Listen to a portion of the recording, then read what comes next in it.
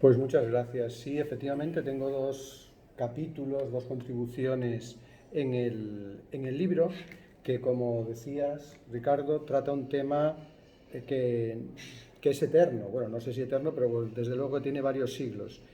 Y un tema que ahora es especialmente importante en España y que desde hace años es especialmente importante en Cataluña.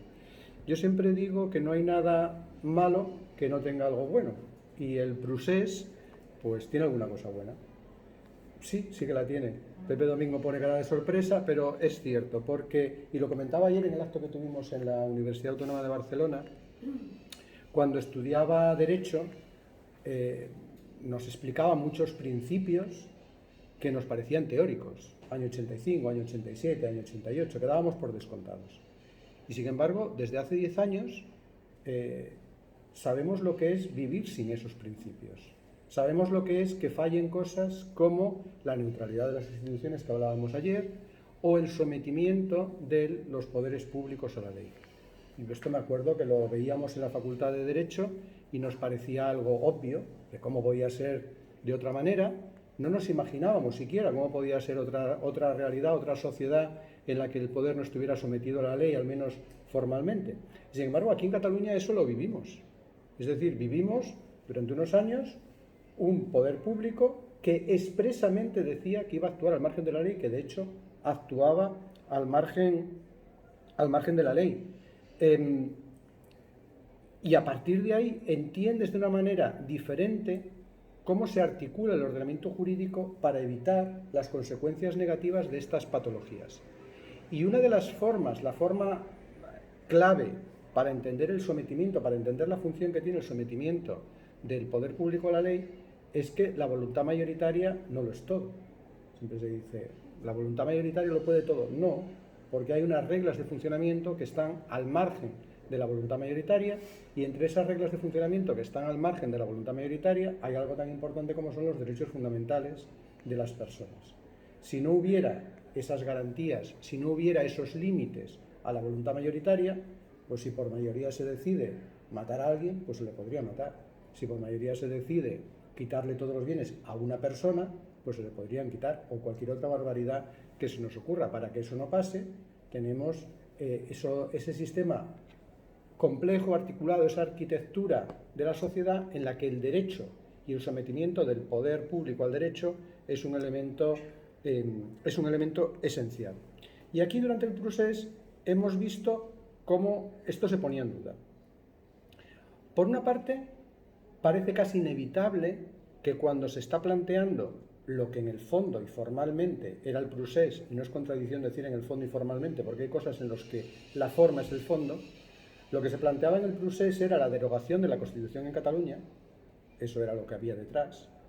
Cuando tú estás negando legitimidad a la norma fundamental, estás negando legitimidad a todo el ordenamiento jurídico, y por tanto el poder público actuaba al margen de la ley y se creía legitimado para actuar al margen de la ley porque no reconocía legitimidad a ese derecho.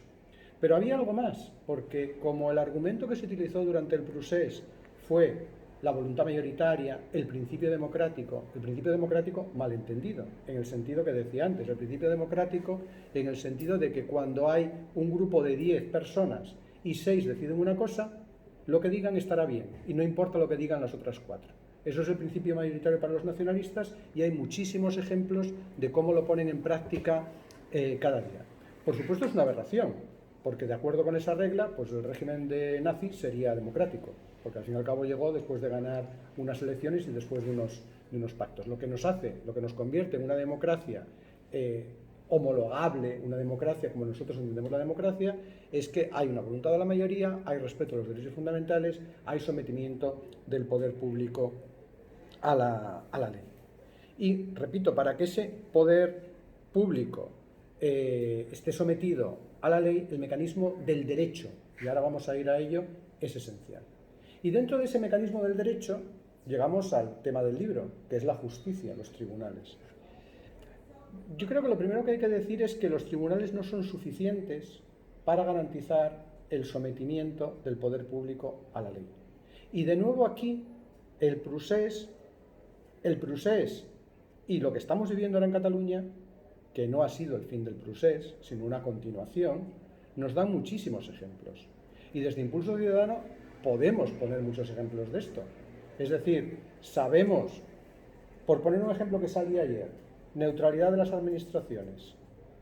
Cuando hay periodo electoral, la administración electoral, que actúa de una manera muy rápida, consigue que se retiren decenas de banderas esteladas de los ayuntamientos y de otros símbolos partidistas.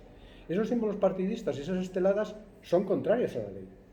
Ahora bien, al día siguiente de la celebración de las elecciones, esas banderas esteladas vuelven a estar en los sitios en los que se encontraban. ¿Por qué? Porque cesa la administración electoral en su jurisdicción, pasamos a la jurisdicción ordinaria y la jurisdicción ordinaria es insuficiente como para dar plena garantía de que todas esas administraciones van a cumplir con sus obligaciones legales. Lo vemos con la presencia del castellano en la educación, o lo vemos con los derechos fundamentales de los constitucionalistas en Cataluña, de los que tenemos muchos ejemplos de cómo se vulneran y el recurso a los tribunales es insuficiente. La última vez que tuvimos un problema en la Universidad Autónoma de Barcelona con el colectivo de Sacabat, cuando nos denegaron la celebración de un acto el 25 de abril, yo lo hablaba con los integrantes de Sacabat y les decía, ¿qué vais a hacer? ¿Plantear un recurso contencioso administrativo? Ahora, a estas alturas. Ya tenéis muchos abiertos. Estáis pagando dinero de procuradores por un sitio y por el otro. ¿Vamos a conseguir algo? Es decir, el recurso a los tribunales es insuficiente. Y eso hay que decirlo. Para que se garantice que el poder público actúa efectivamente de una manera sometida a la ley, son necesarios otros mecanismos aparte de los tribunales. Ahora bien, los tribunales nos dan una garantía mínima y muy importante. Y lo sabemos también en el caso del procés. En el caso del procés, y esto es algo que se repitió muchas veces, si no hubiera sido por los tribunales, ¿qué hubiera sido de nosotros? ¿Qué hubiera sido de nosotros si no hubiera sido por los tribunales? Yo en muchas ocasiones nos encuentro ante situaciones o circunstancias en las que sé que sería muchísimo peor si no hubiera tribunales. Porque a veces puedes acudir a los tribunales. Pero incluso cuando no acudes, el que tienes enfrente sabe que si tira demasiado de la cuerda no te va a tener más remedio que acudir a los tribunales y actúa de freno para algunas cosas. Por tanto, los tribunales es una garantía mínima y esencial, insuficiente, pero una garantía imprescindible absolutamente en el Estado de Derecho. Y de momento, en España, mi opinión personal, y creo que compartida por muchos, es que la justicia funciona y está garantizando los derechos de los ciudadanos, además en unas circunstancias muy difíciles. Todo es perfectible, pero yo estoy muy orgulloso de cómo funcionan los tribunales en España.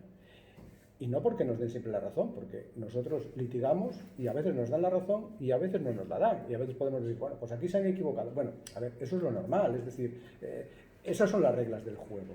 Pero el sistema en su conjunto funciona, te ofrece una garantía suficiente y una garantía mínima para mantenerse. ¿Gracias a qué?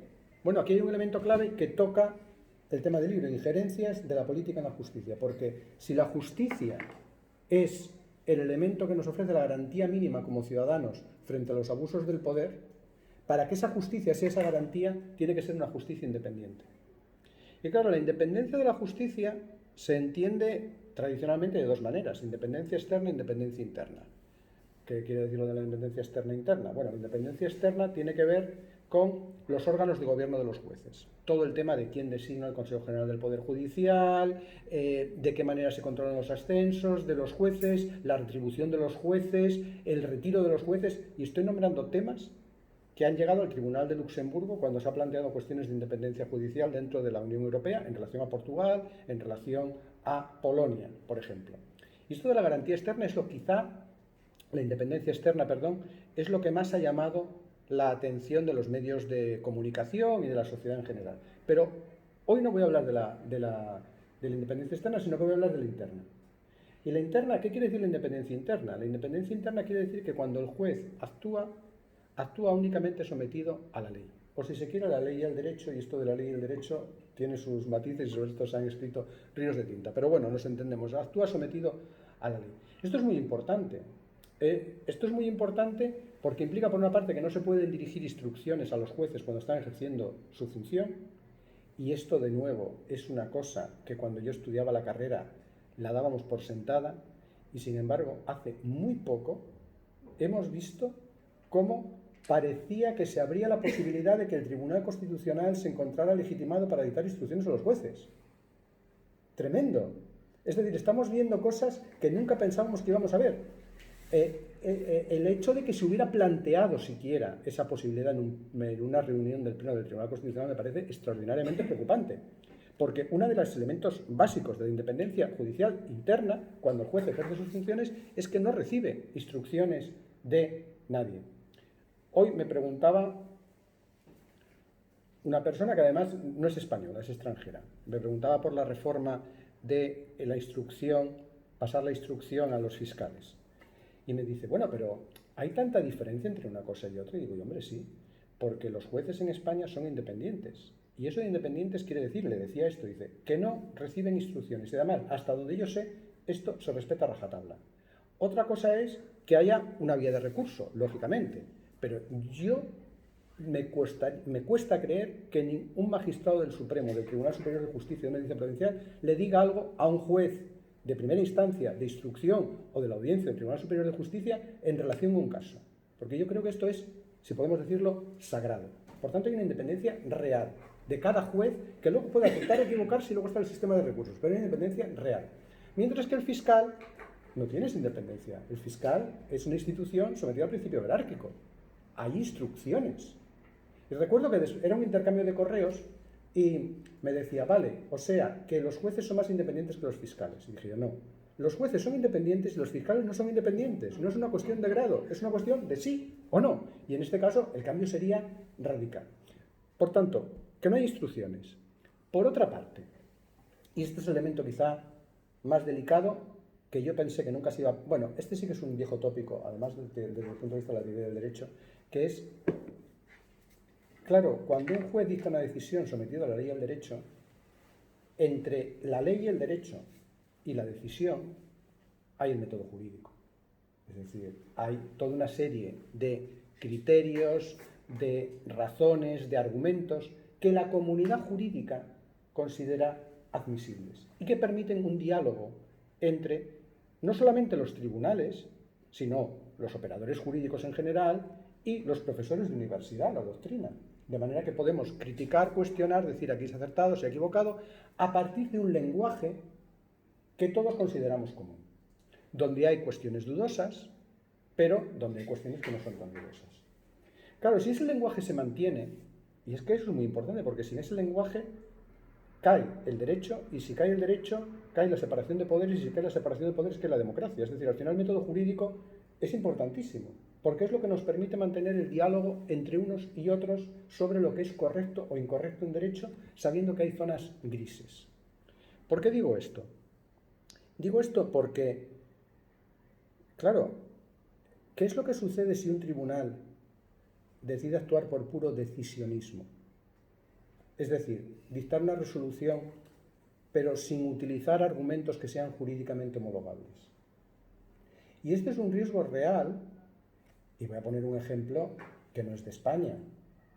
A mí me llamó muchísimo la atención una sentencia del Tribunal Constitucional Federal Alemán, creo que era de 5 de mayo de 2020, en el que el Tribunal Constitucional Federal Alemán dijo que las decisiones del Tribunal de Luxemburgo que fueran arbitrarias no obligaban. Es decir, el Tribunal Constitucional Federal Alemán dijo, puede haber decisiones del Tribunal de Luxemburgo que carezcan de fundamentación jurídica, que no sean homologables de acuerdo con el método jurídico, a ver, esto ya lo estoy añadiendo yo porque la frase era la que he dicho antes, y que por tanto son arbitrarios. Claro, el conflicto que se plantea hoy es tremendo entre el Tribunal Constitucional Federal Alemán y el Tribunal de Luxemburgo. Este conflicto se puede producir en España. Una de las contribuciones que en el libro, y con esto acabo, viene referida al auto del Tribunal Supremo en el que plantea la cuestión de inconstitucionalidad en relación a la ley de amnistía. Y me parece muy importante ese auto, porque el Tribunal Supremo dice, nosotros no tenemos dudas sobre la constitucionalidad, nosotros estamos seguros de que es inconstitucional. Y da una serie de argumentos exhaustivos sobre por qué considera que es inconstitucional. Claro, al final el criterio que tiene que prevalecer es el del Tribunal Constitucional, el criterio, no la decisión. Es decir, ¿qué es lo que pasaría si el Tribunal Constitucional dicta una decisión en relación a la ley de amnistía que no tome en consideración los elementos que el Tribunal Supremo ha puesto sobre la mesa y los rebata de una manera jurídicamente coherente? Ahí estamos a las puertas de un conflicto en relación al método jurídico que podría ser equivalente al que se vivió en su momento entre el Tribunal Constitucional Federal Alemán y el Tribunal de Luxemburgo. Porque los jueces tienen la obligación, y los tribunales, de basar sus decisiones en derecho. ¿Hacerlo de buena fe? Yo creo que sí, pero por lo menos, aunque no sea de buena fe, de una manera que no haga sonrojar a un jurista. Un tribunal, por ser tribunal superior, no puede emplear un argumento que cause sonrojo a un jurista, porque en ese caso estaría actuando por puro decisionismo y estaría dictando una sentencia objetivamente arbitraria. Y ya no entro en cuáles son las consecuencias de dictar una sentencia objetivamente arbitraria. Bueno, pues este libro va de esto y de muchas otras cosas. Y por mi parte, nada más. Muchas gracias. Muchas gracias.